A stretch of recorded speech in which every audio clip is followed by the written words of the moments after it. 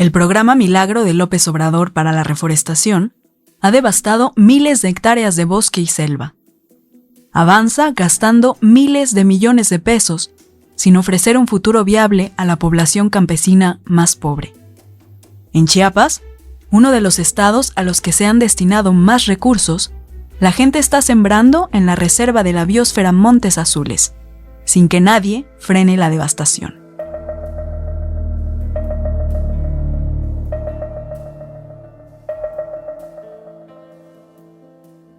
Joselino Álvarez sabe que sembrar árboles de cacao solo se logra bajo la sombra de otros más altos, que protejan las matas pequeñas del sol.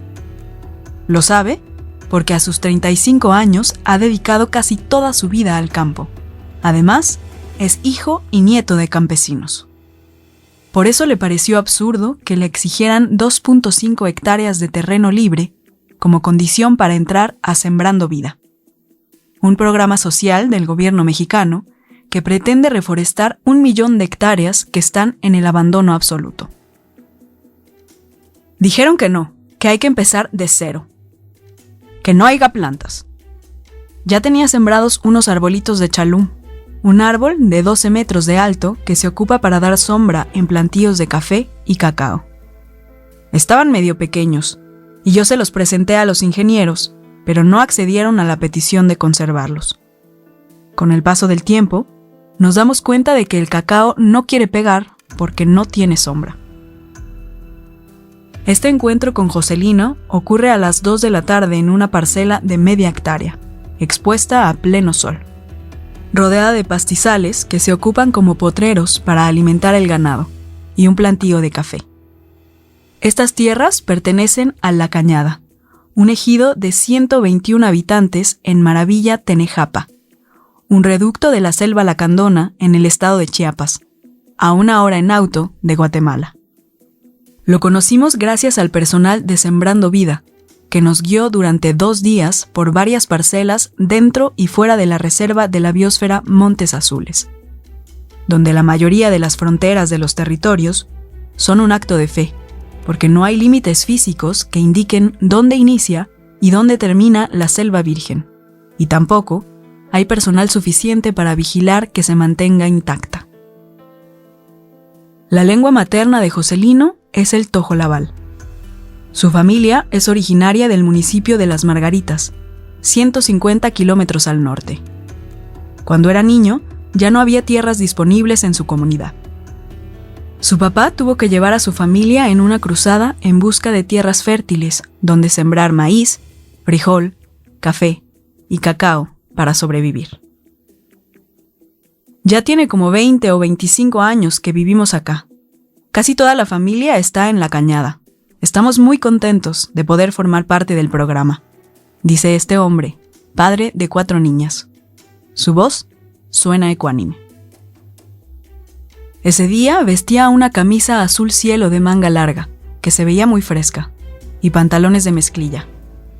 Cargaba un morral ligero, cruzado por el pecho.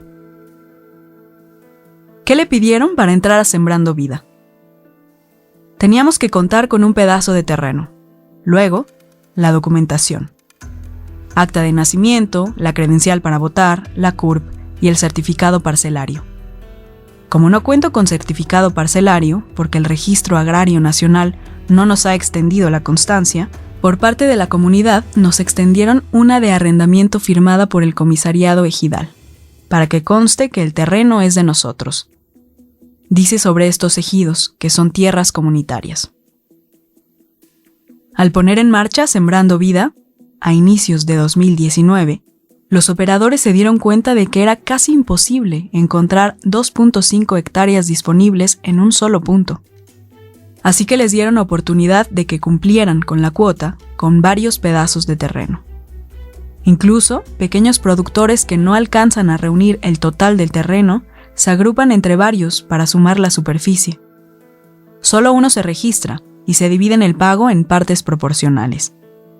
Las otras 2 hectáreas que Joselino inscribió al programa están en otros puntos del ejido.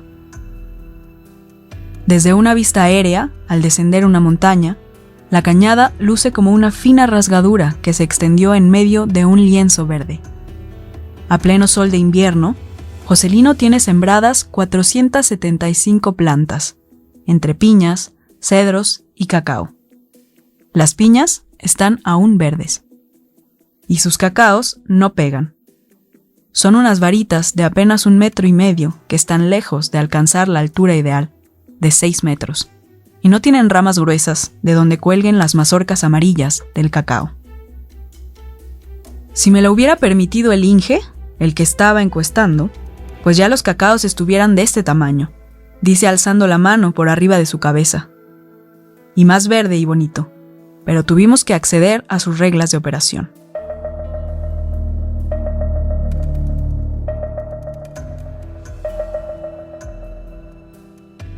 La mitad de los campesinos de México tiene solo la educación básica, y 7 de cada 10 se consideran pequeños productores, con 5 hectáreas o menos, para poder trabajar en ganadería o agricultura.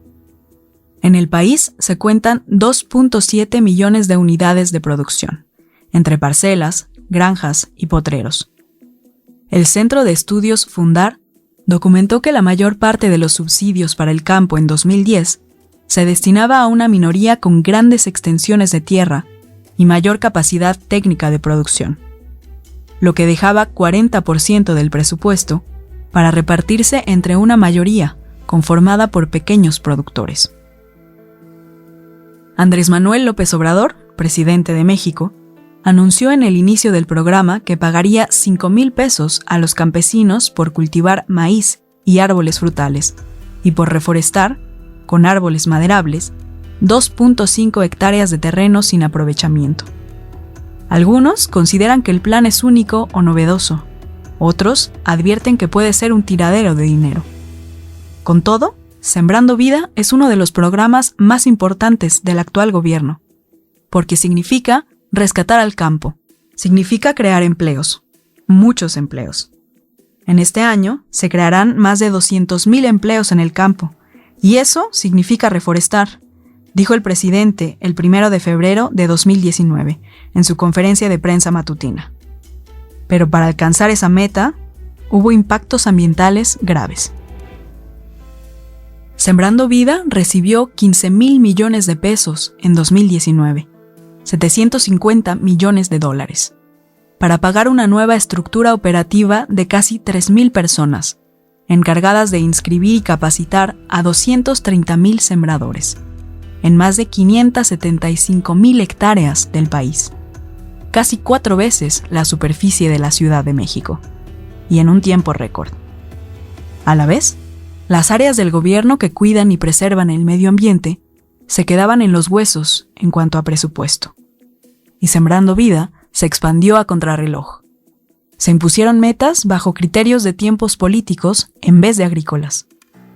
En marzo de 2019, ya tenían registrados a 54,095 campesinos, como Joselino Álvarez, en 8 estados. Las tropas de técnicos recién contratados llegaron a cada cabecera municipal, organizaron una asamblea y anunciaron el nuevo programa. Los campesinos se registraron enseguida y después se averiguó quiénes cumplían o no con los requisitos del terreno. Al cierre de ese año, se habían empadronado 225,000 sembradores, que ocuparon unas 562,500 hectáreas. Un año después, ya tenían el presupuesto equivalente al de una Secretaría de Estado, con 28,500 millones de pesos y 415,000 sembradores en 20 de los 32 estados del país. En plena pandemia y con recesión económica, este 2021 se sumaron 10,000 sembradores más, para reunir 426,000, y se asignaron al programa 28,900 millones de pesos. A casi 3 años de su implementación, no hay evidencia de que vaya a tener vida propia, más allá de los subsidios de este sexenio. Conforme Sembrando Vida se fue instalando en el sureste, donde el partido oficial Morena ha entablado alianzas con otros partidos para gobernar Chiapas, comenzaron a surgir denuncias de tala de árboles en zonas de vegetación y selva. Ejidatarios y ambientalistas de Quintana Roo, Yucatán, Campeche y Chiapas, la región de la selva maya, advirtieron en llamados aislados que el programa estaba talando árboles en miles de hectáreas para que los campesinos pudieran cumplir con el requisito. Una guardabosques de la Comisión Nacional de Áreas Naturales Protegidas, CONANP, que prefiere el anonimato por seguridad, dijo a Gato Pardo en abril de 2021 que están talando selva en Montes Azules, pero en lugares donde solo hay roca y donde difícilmente podrían cosecharse frutos. En un recorrido por las nubes, un centro ecoturístico, vi que hubo tala de selva virgen. Les pregunté qué estaban haciendo y me dijeron que era para Sembrando Vida y que planeaban sembrar piña. Pero ahí el suelo apenas cubre las rocas y no va a dar nada. Solamente se trata de estar en el programa para recibir dinero. No importa producir.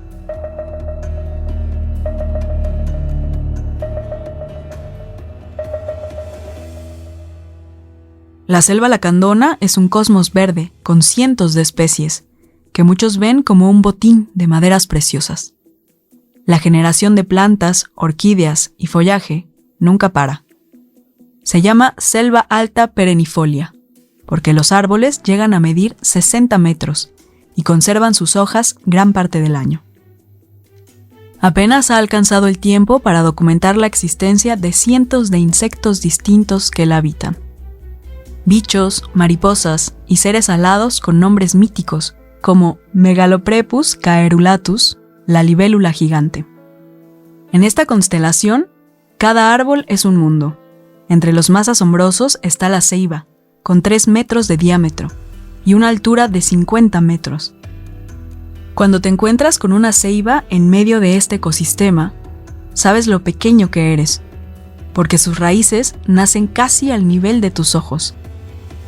Es el hábitat de la guacamaya roja, el águila arpía, el tapir de labios blancos y el jaguar, entre otras especies amenazadas. La extracción de árboles como el cedro, la caoba y el ramón, por sus maderas finas, fue el inicio de la destrucción de la selva desde la colonización española. Pero la mayor devastación que se ha documentado ocurrió en los años 70, cuando el gobierno de Luis Echeverría Álvarez dio concesiones de explotación a empresas madereras que invadieron la selva con maquinaria para talar miles de árboles. De una superficie original de 1.245.000 hectáreas, este cosmos se contrajo a 1/3 en menos de 10 años. A mediados del siglo XX, los grupos indígenas desplazados de otras regiones de Chiapas comenzaron a poblar numerosamente la selva. Esta fue la válvula de escape a la presión social por la pobreza extrema que detonó movimientos de guerrilla en los años 70 en el sureste.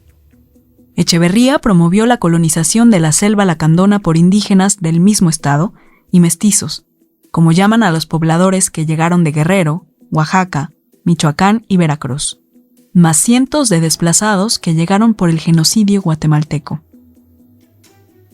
Hasta 1978 se decretó la Reserva de la Biosfera de Montes Azules, con una extensión de 331.200 hectáreas, la cuarta parte de la superficie original de la selva. La reserva busca preservar un área de alto valor ambiental, con la ayuda de la población que ya habita ahí y que se dedica a la agricultura y la ganadería sin afectar más al medio ambiente. Los límites de Montes Azules parecen que se definieron siguiendo líneas rectas en la zona del noroeste y dejaron fuera lo que no embonara. Los límites de la región centro y sur los definen los ríos Lacantún, Jataté y Lacanjá, torrentes de agua de lujosos colores turquesa y jade, parte de la red neuronal de 45 ríos y arroyos de Chiapas.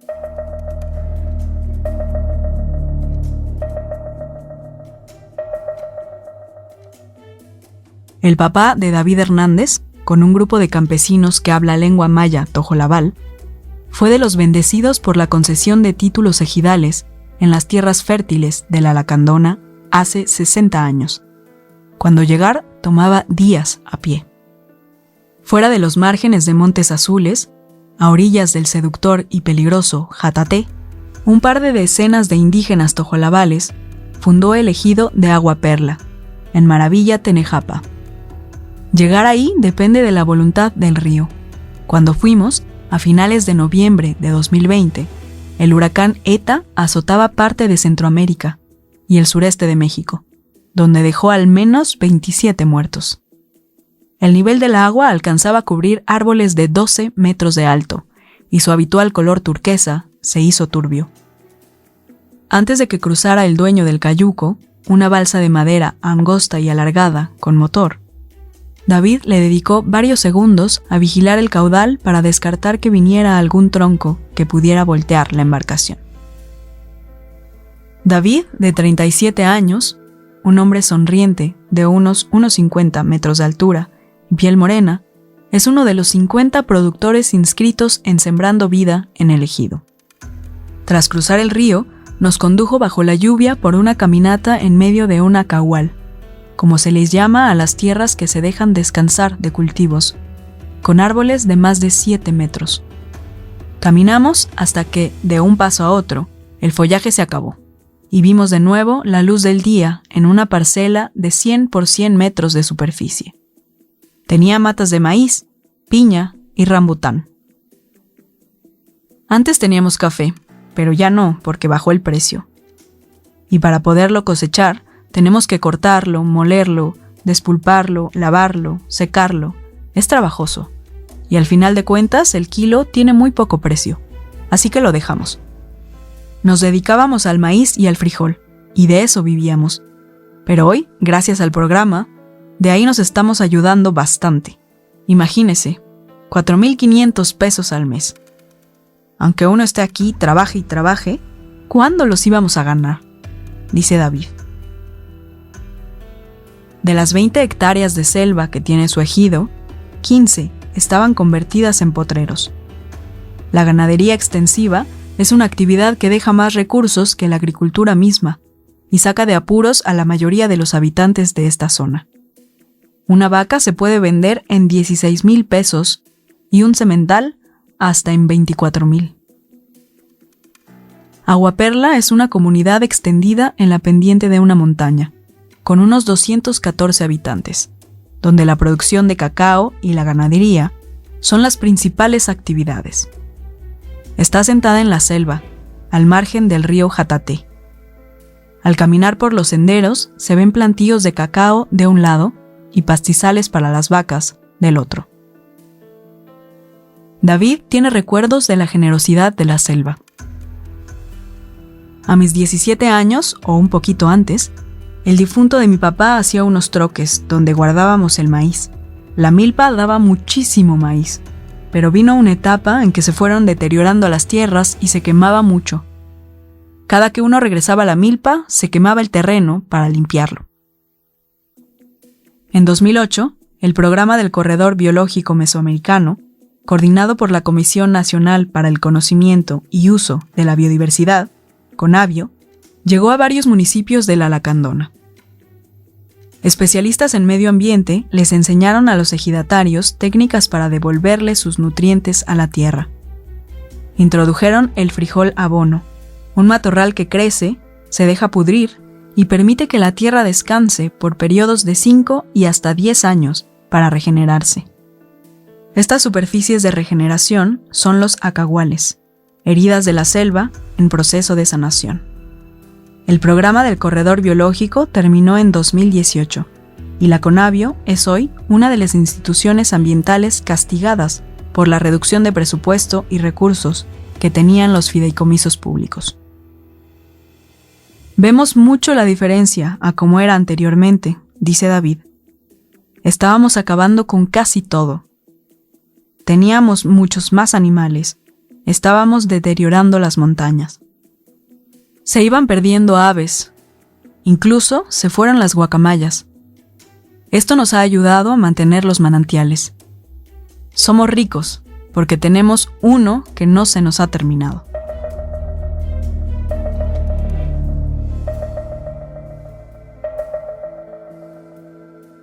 El encanto de Sembrando Vida tiene fecha de caducidad.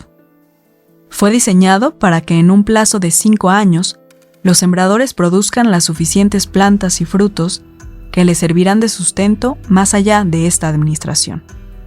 De los 5,000 pesos que les asignan, 250 los conserva el gobierno para un ahorro personal y 250 pesos más para financiar un proyecto colectivo, como el de una cooperativa para comercializar sus productos. Suena lindo, pero la venta por sí misma de lo que producen está lejos de redituarles los 4,500 pesos mensuales que les da el programa.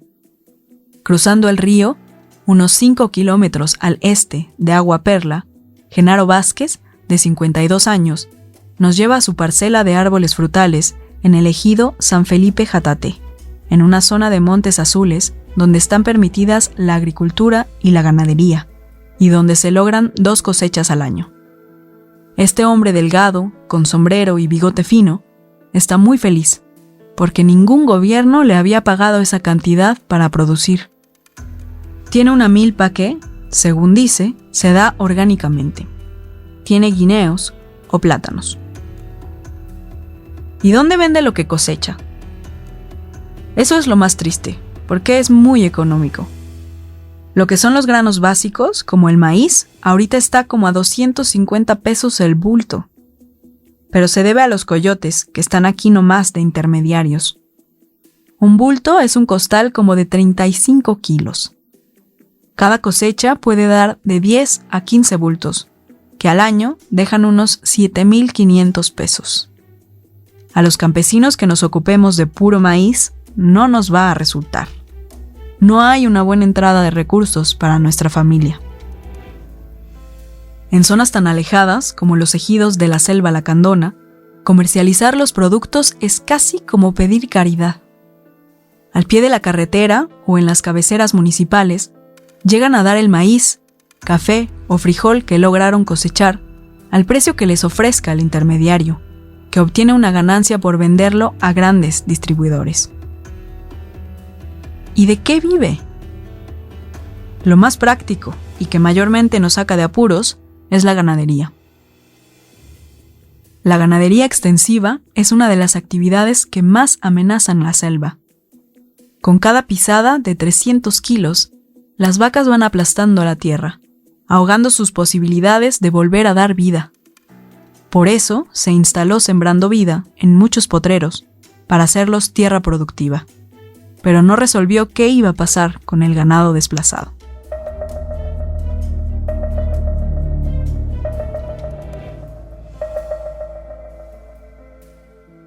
El presidente López Obrador asegura que este es el programa de reforestación más importante que se aplica en el mundo.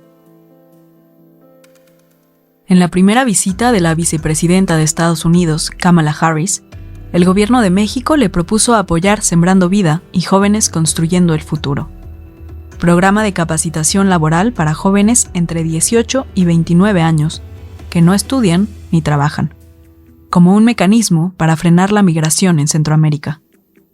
El gobierno de Joe Biden anunció, en cambio, una inversión de $250 millones en proyectos de producción de cacao y café en el sureste mexicano, en especial en el istmo de Tehuantepec, y ofreció créditos para adquirir vivienda. Sembrando Vida es, en realidad, un programa de producción agrícola que en México ha causado la pérdida de al menos 72,830 hectáreas de coberturas forestales, es decir, superficie con árboles, tan solo en su primer año de implementación. Entre abril y mayo de 2019, la Secretaría del Bienestar llamó al Instituto de Recursos Mundiales en México, WRI por sus siglas en inglés, para que los ayudara a realizar un monitoreo del programa y conocer el nivel de cumplimiento con 3 acuerdos internacionales: las Convenciones de Naciones Unidas sobre el Cambio Climático y de lucha contra la desertificación, así como el Convenio sobre la Diversidad Biológica.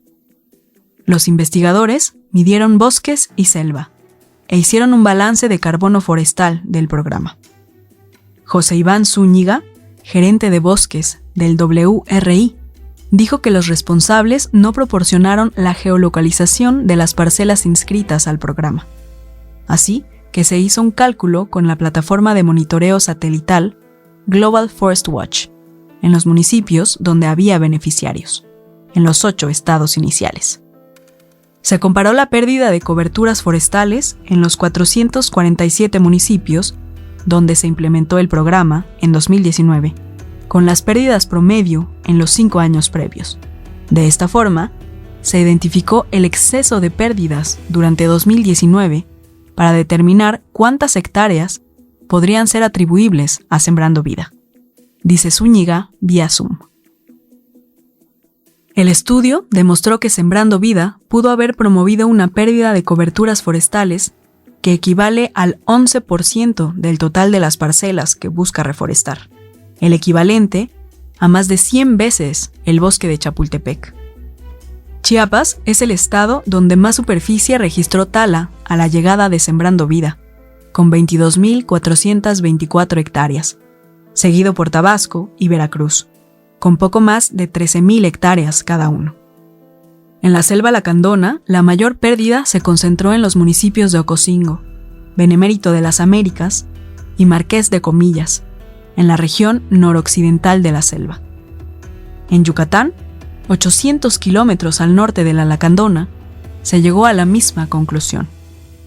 Por separado, el Centro de Investigación en Ciencias de Información Geoespacial, CentroGeo, realizó un monitoreo de la superficie de las parcelas en la península antes y después de la llegada del programa. 18.2% de las parcelas de Sembrando Vida perdió vegetación entre 2018 y 2019. Solo 1.000 hectáreas, que es 18% de las 5.000 hectáreas monitoreadas, fue donde detectamos que hubo cambio. Dice Mauricio Galeana, investigador del CentroGeo y especialista en monitoreo satelital. Durante 2019, las denuncias por tala fueron persistentes. En Quintana Roo, pobladores del municipio de Bacalar denunciaron que los ejidatarios de Xulha estaban devastando 200 hectáreas de selva, reportó La Izquierda Diario en octubre. Al mes siguiente, se destruyó superficie de selva en Calakmul, área natural protegida en Campeche, según publicó el sitio ambientalista Grieta.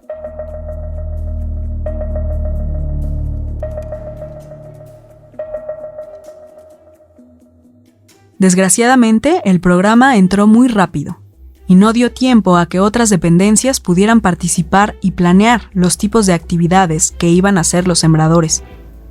Y ese es un tema que hemos tenido, al menos en Montes Azules, dice vía telefónica el director general de la Reserva de la Biosfera Montes Azules, Sergio Montes. En México hay 89 áreas naturales protegidas, como Calakmul en Campeche y Siancán en Quintana Roo, en los mismos estados que Sembrando Vida, donde ninguna autoridad puede asegurar que no se hayan invadido zonas de reserva. A través de una solicitud de acceso a la información, la CONANP, responsable de la conservación y preservación de estos sitios, confirmó que el personal de la Secretaría de Bienestar solo le pidió autorización para instalar un puñado de parcelas en el estado de Morelos, en el centro del país, mientras miles de sembradores se extendían en zonas con especies amenazadas. Mientras que Sembrando Vida tiene casi 1.000 operadores, sin contar becarios, en Montes Azules no hay más de 30 empleados y guardabosques de CONANP. Hay muchas formas de hacer recuperación de tierras sin tumbar árboles. Sembrando Vida no pensó en ese esquema, y nosotros pensamos que hay muchas formas de producir. El cacao se puede producir en zonas arboladas y no necesitas tumbar, dice el director de la reserva. Con la llegada del programa, también se ha extendido el uso de agroquímicos, a pesar de que están prohibidos. Algunas de las parcelas que visitamos a finales de 2020 tenían la tierra negra, como quemada, y había botes vacíos amontonados, que el sembrador confirmó que eran de líquido para quemar el monte. La mayoría de los sembradores solo cultivaba media hectárea, y con Sembrando Vida tuvo que talar 2 hectáreas para cumplir la meta, comentó el guardabosques en el anonimato. Ya no usan el machete para cortar el monte. Están usando mucho agroquímico en toda la selva y contaminando los ríos.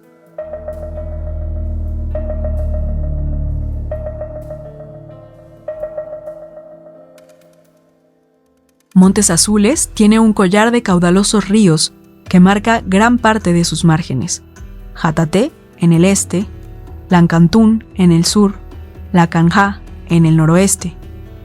Pero desde antes del decreto de conservación, en 1978, ya había decenas de comunidades asentadas dentro de la reserva, como La Cañada, donde vive Joselino, San Felipe Jataté, donde platicamos con Genaro, y La Democracia, donde vive Fermín, un campesino de 50 años que insistió en mostrar su parcela de Sembrando Vida. Así que viajamos 40 minutos en auto en dirección a Amatitlán, donde está el único puente confiable que cruza el Jataté, una construcción tubular que tardó años en completarse. Se inauguró en 2007 y permitió más movilidad entre los ejidos dentro y fuera de la reserva. Acompañados por personal de Sembrando Vida, visitamos La Democracia. Dejamos los vehículos a una orilla del camino y escalamos la montaña, donde vimos árboles derribados y quemados para hacer carbón. Al preguntarle sobre la escena que veíamos, Fermín dijo que eso lo había hecho el anterior dueño, al que le compró este pedazo de tierra por 16,000 pesos, para completar la superficie y poder entrar al programa. Aquí era Acahual.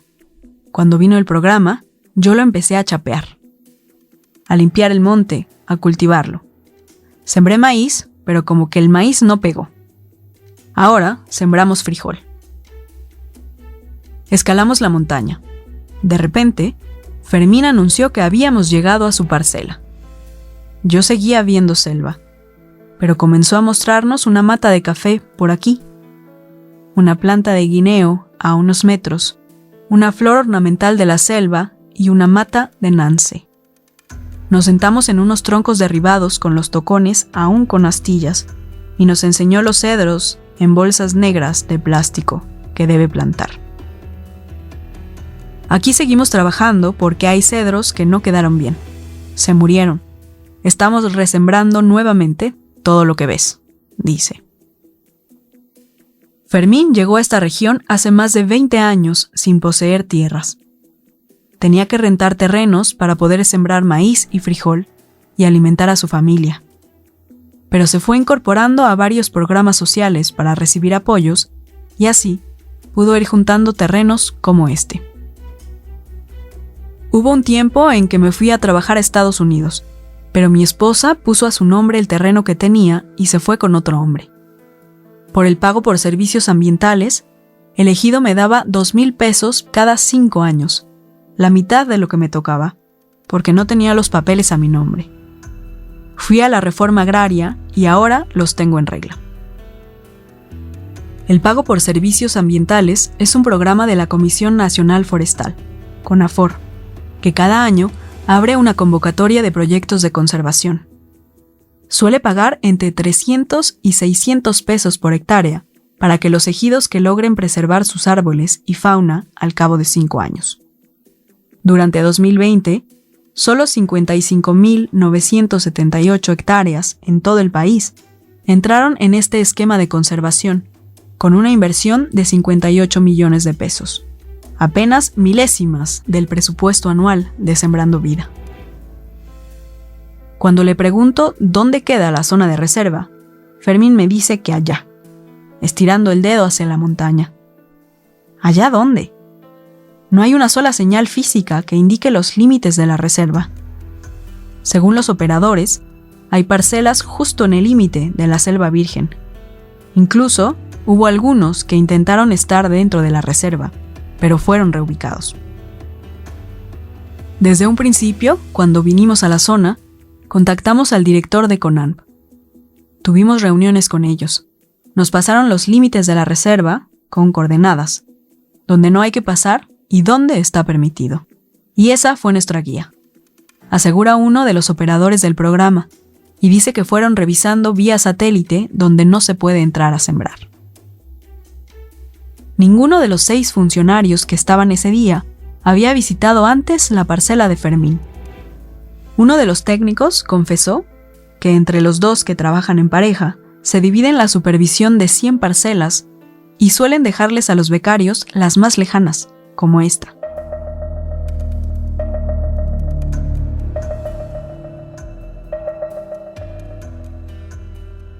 Sembrando Vida entró a 8 estados del sureste con un ejército de operadores que armó en menos de 2 meses. Se lanzó una convocatoria de contratación en octubre de 2018, cuando López Obrador aún no pisaba Palacio Nacional.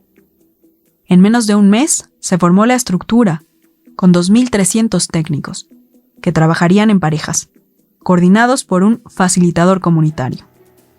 Ahora, en el primer trimestre de 2021, hay 4.013 técnicos, bajo el mando de 391 facilitadores en 20 estados del país. El territorio nacional lo dividen en 28 coordinaciones territoriales y 2 coordinaciones regionales. Entre estos coordinadores territoriales hay personas con un perfil muy lejano a la experiencia de reforestación y producción que requiere el campo. Según la respuesta a una solicitud de información sobre la experiencia profesional de sus principales operadores. Un caso es el de la coordinadora territorial en Palenque, Chiapas, Dalila Rosas Medel, quien destaca porque daba clases de comunicación en un bachillerato, antes de haber obtenido el puesto de facilitadora en la Secretaría del Bienestar, con un sueldo de 29,000 pesos. Otros casos son los del coordinador territorial en la Huasteca, Emanuel Randú Ortiz Herrera, licenciado en Administración de Empresas Turísticas, y antes, gerente de Cabañas El Encanto. O el de la coordinadora territorial en San Luis Potosí, Nancy Janine García Martínez, que fue parte de Servidores de la Nación, el grupo que levantó encuestas para registrar posibles beneficiarios de programas sociales antes de que López Obrador asumiera la presidencia. Además, fue candidata de Morena a diputada local por el Distrito 9 en San Luis Potosí en 2015, pero no ganó. Debajo de ellos, cada pareja de técnicos, uno social y uno productivo, tiene 200 sembradores a los que capacitan y supervisan con la ayuda de 12 becarios, que son beneficiarios de Jóvenes Construyendo el Futuro. Todos son responsables de visitar las parcelas mes con mes y hacer un balance de plantas, cuántas viven y cuántas se murieron. Cada técnico debe verificar 100 parcelas de 2.5 hectáreas. En 2 días, en auto y en cayuco, yo solo pude visitar fracciones de parcelas de 5 campesinos. A ese ritmo, en 30 días, aún sin descanso, no se alcanza a visitar las parcelas a cargo de un técnico. Cuando entrevistamos a operadores del programa, comentaron que no hubo mayor capacitación para los compañeros que inscribieron a los campesinos de la primera etapa. A ellos los mandaron a la guerra sin armas. Así como venían, así los mandaban. ¡Vámonos! No recibieron ninguna capacitación. Ellos vienen de otro estado, recién salidos de la universidad, comentó el entrevistado. La encomienda era inscribir a 1,000 sembradores en una zona determinada en menos de un mes, porque el programa estaba por arrancar. En marzo del 2019 se hicieron las revisiones en campo para ver quiénes cumplían con las 2.5 hectáreas en buen estado. Nos tocaron algunos ejidos donde desafortunadamente se habían derribado árboles. Incluso hasta nos quisieron culpar, que nosotros les dijimos que tumbaran. Para no tener problemas, se excluyeron esas parcelas, dijo el mismo operador de Sembrando Vida en entrevista telefónica.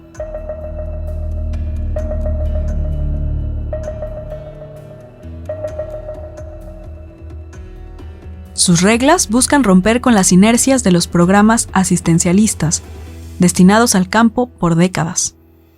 Procampo, hoy Producción para el Bienestar, pagaba 1,000 pesos por hectárea a un campesino en cada ciclo agrícola, 1 o 2 veces al año, sin mayor evaluación. En Sembrando Vida, el pago es cada mes, directamente a cuentas bancarias individuales. Los beneficiarios deben asistir a las capacitaciones, a las labores comunitarias en su comunidad de aprendizaje campesino, CAC, con otros 24 sembradores de la localidad, y demostrar avance en sus campos de cultivo.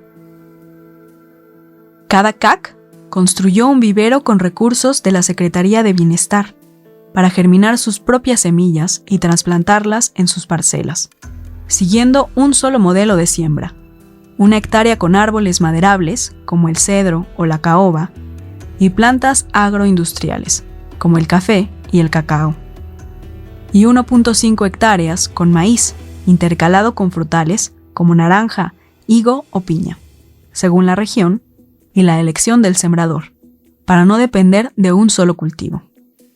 No presentarse a las sesiones de capacitación o no mostrar avance en los trabajos de las parcelas genera sanciones y podría causar la baja del programa. En los primeros 20 meses expulsaron a 850 sembradores en 9 estados del país. A 3.705 les suspendieron el pago por un mes debido a incumplimiento en sus trabajos, y amonestaron a 12.041, informó la Secretaría de Bienestar, vía la Plataforma Nacional de Transparencia. Sembrando Vida se enfoca más en los esfuerzos que en los resultados. Si la meta es sembrar 1 millón de plantas en los 20 estados y mantenerlas, y en caso de que mueran, volver a sembrar nuevas, los operadores exigen que las siembren, aunque éstas se mueran en un mes, porque no era la temporada adecuada, o por no tener un sistema de riego. En una conversación por teléfono, un sembrador del municipio de Mujul, en Yucatán, contó a Gato Pardo lo más absurdo del programa: que los obligaban a sembrar en época de sequía, porque tenían que mostrar evidencia de que estaban trabajando. Sembré 700 plantas y vi morir 400, me dijo. No entienden que aquí en Yucatán la mitad del año es sequía y la otra mitad es de lluvias. Tenemos que poner las plantitas aunque no estén lo suficientemente grandes y terminan muriendo. Sembrando Vida cuenta hasta los muertos. Bienestar pagó 934 millones de pesos a la Secretaría de la Defensa Nacional, Sedena, por la producción de 200 millones de plantas y la construcción de un vivero en Tapachula, Chiapas, y transfirió más de 500 millones de pesos a 7 estados para construir viveros que hasta junio de este año no habían concluido. Durante 2019, Sedena entregó 31 millones de plantas tropicales y forestales. Para el 2020, programó entregar 27 millones y precisó que lo haría en temporada de lluvias para que tuvieran más probabilidades de crecer en el campo. Las tormentas y las inundaciones en Tabasco y el sureste de México en ese año acabaron con cientos de parcelas que ahora buscan reubicarse. Los campesinos tienen que volver a comprar plantas con su propio dinero o comprar semillas y germinarlas, porque las plantas del ejército no han sido suficientes.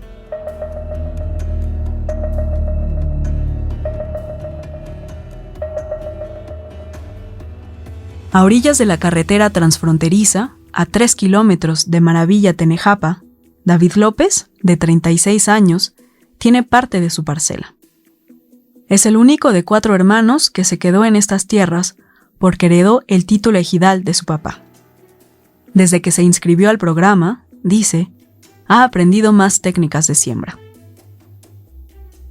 He aprendido muchas cosas por el sistema de trabajo que hay: el manejo de la tierra, del suelo, el sembrar la diversidad de productos. Antes no sembrábamos así, sino que sembrábamos mucho maíz y mucho frijol, dice en medio de su parcela de cedros.